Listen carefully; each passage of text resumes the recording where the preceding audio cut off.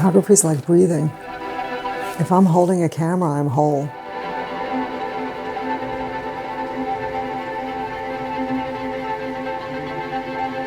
There's a certain sense of watchfulness and observation, but there's also a sort of wonderment at the world we're in.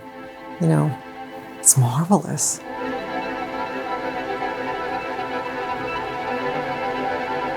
I don't like the language of photography, which is very violent. Shoot, take, capture. I never use those words. It's more like, look at this.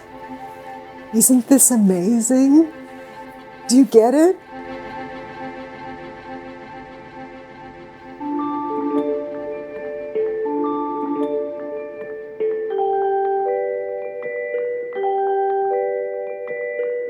Circus was the first work where I think I found my place.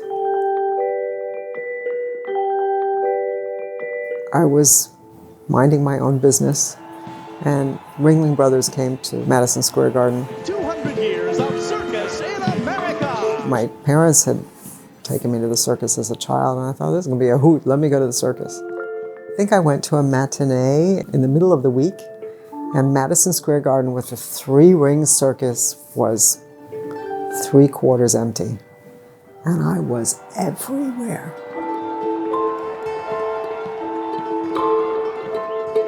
And I ran the film, and there were these images that spoke to me in a way that I didn't expect.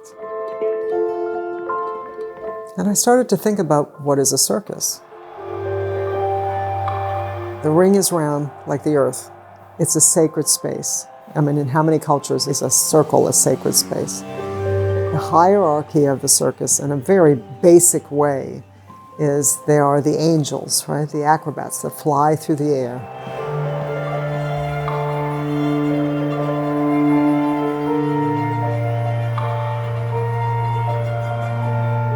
They're the clowns, and they're us. They get knocked down and they get up. They're made fun of and they get up. That's life.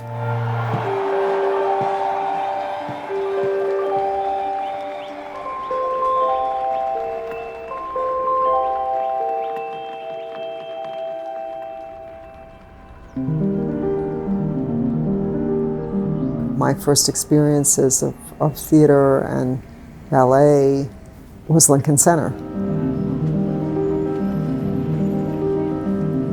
My link to this building is very personal.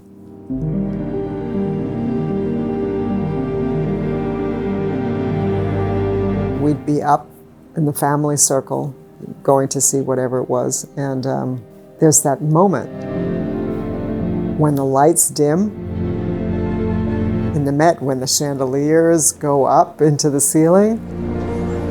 Everyone starts to shuffle in their seats and crinkling of their candies, you know, so that you don't cough during the performance.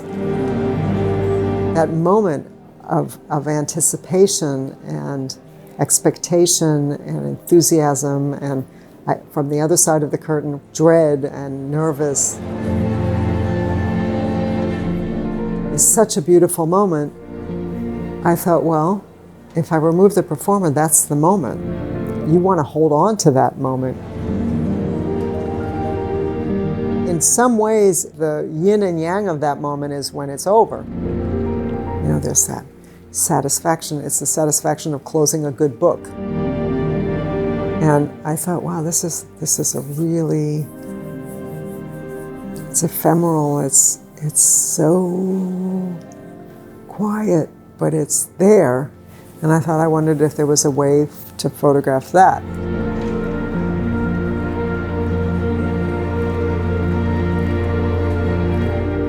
As in all of my work, there's a presence and an absence, and there's room for the viewer to bring memory. All of my work is about what you see and what's implied, what I show you and what I want you to bring. I can open the door and you go in.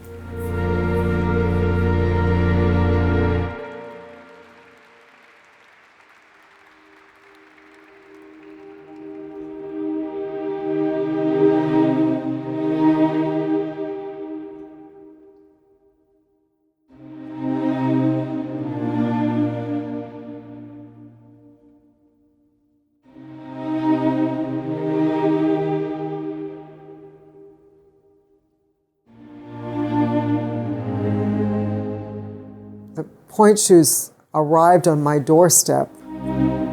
It took them 12 years to get to me, but they arrived on my doorstep because they belonged in my studio.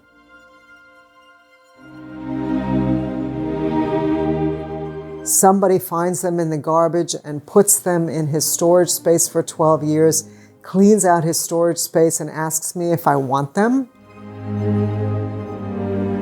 I line them up and I look at them, and the pointe is in the pointe. Everything that it takes to be a dancer is in that pointe. All the effort, all the grace, all the suffering, all the hard work, all the sweat, all the knowledge, it's all in that pointe. You sit in the audience and you see these beautiful ballerinas gracefully make their way on their toes. The shoe itself is hard as a rock. Yeah, they're photographs of ballerinas' feet. It's not the same thing. This is the space where it happens. The ballerina wore that shoe and danced that dance. That shoe is the space where something happened.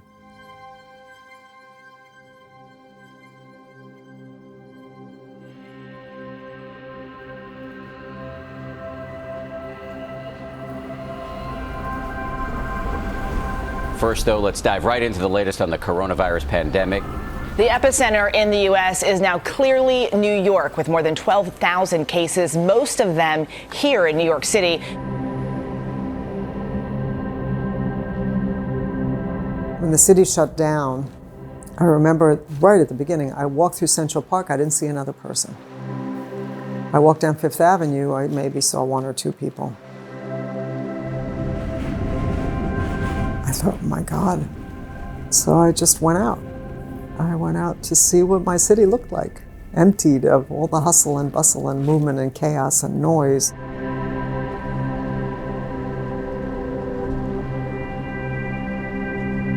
Later on, people said to me it was like walking through a movie set, and I said, no, it's like walking through your memories.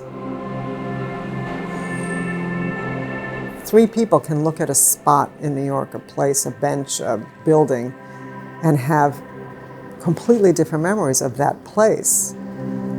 But there I was all by myself.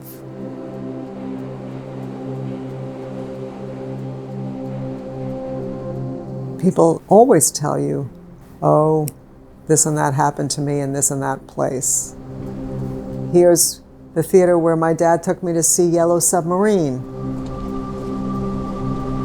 Here's where my professor who I loved so much lived and he died. Or even, something even simpler. I remember walking by a window and there was a guitar propped in the window. And I thought, I wonder who lives there, and are they there? Are they home? Are they playing their guitar? Is it helping them?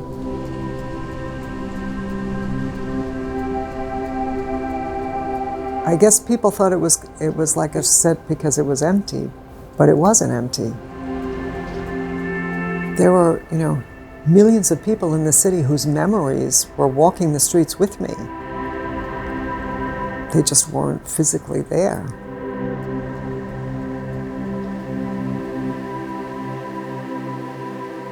But I guess it was a way to make my way through that time and not forget who we are.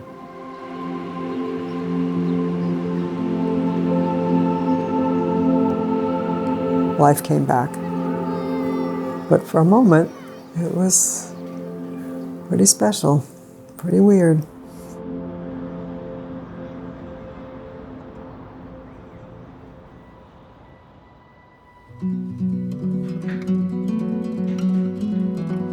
When I was wrapping up the stage project, I said all I needed to say. I came home and I knew that CBGB's, the seminal club in New York, was battling to save its life, and they announced that they would finally close for good. I was like, I have to go.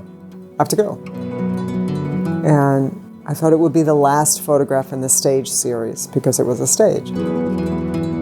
They gave me something like 15 minutes in the club in the morning, the week that it was going to close. You know, CB's was always teeming with people. There was always something going on. And there I was in that room alone. I went back to the studio, I ran the film, and I looked at that and I thought, this is the best photograph I ever made. And this is not the last photograph of anything. This is the first photograph. And I thought, is it possible to photograph the memory of sound? Is there a way that I can photograph a space where something happened, where people were and witnessed it, and will they hear the music in their head?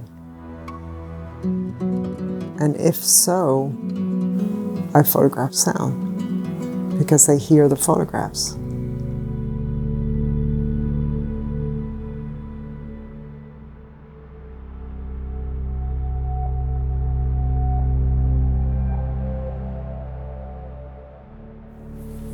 The echo that's held within the walls, right? We all say walls have ears. Is it embedded in the space?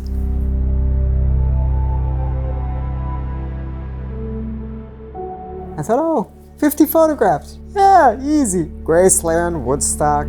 13 years later, over 400 venues, I don't know how many miles.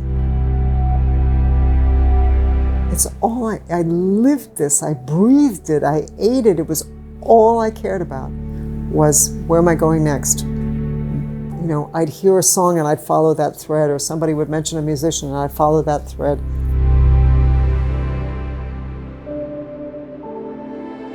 From standing on the floor of Madison Square Garden to the holy grail of the project was Folsom Prison. Or the studio where Aretha recorded.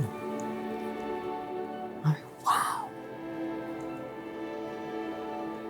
It's not only my soundtrack, it's the soundtrack of more than one generation.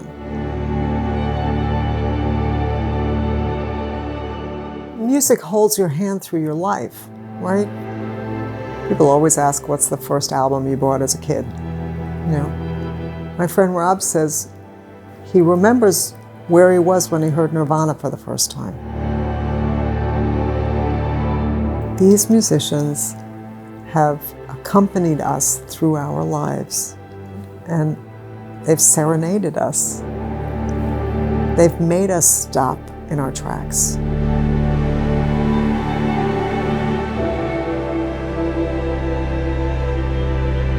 It's humbling to know how many people went out of their way for me and let me do this. So much, so much. You know, I used to say, if I die tomorrow, I have this experience. I saw this.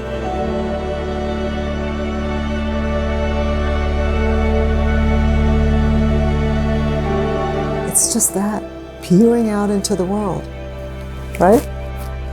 How marvelous is that? How amazing. There's so much. There's just so much out there in the world to learn and to see and discover and meet and hear. It's a big world. We're here for a short period of time and we might as well have a good time.